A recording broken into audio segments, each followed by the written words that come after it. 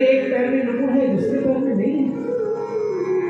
তোমার একটা পায়ে নুপুর আছে আর একটা পায়ে নুপুর নেই, কিন্তু এতে কি প্রমাণ হয় এটা তোমারই নুপুর?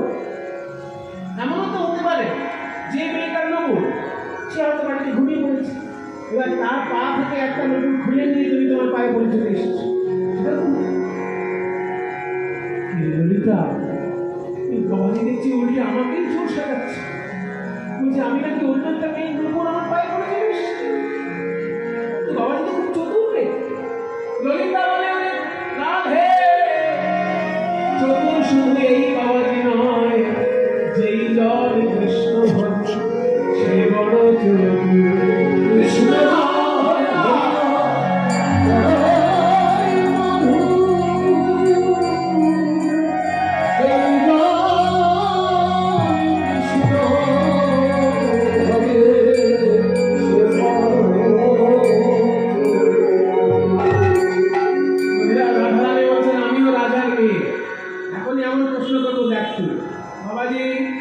मैं तो दावा कर रहा हूं कि नुपुर मेरा ही है, आप प्रमाण करके दिखाइए कि नुपुर मेरा नहीं है।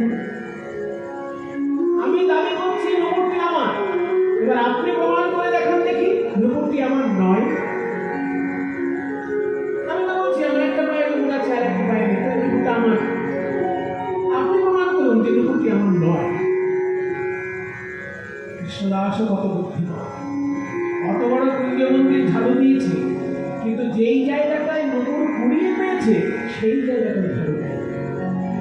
কারণ যে চরণের নুপুর, ওই নুপুরের ঠিক মাঝখানে ওই চরণের চিহ্ন বৃন্দাবনের ধুলায় পরিষ্কার দেখা যাচ্ছে। ধুলোয় রয়েছে পায়ের চিহ্ন, আর তার পাশে তো নুপুরটা ছিল। সব জায়গায় ঝাড়ু দিলে ওই জায়গাটা ঝাড়ু দেয়।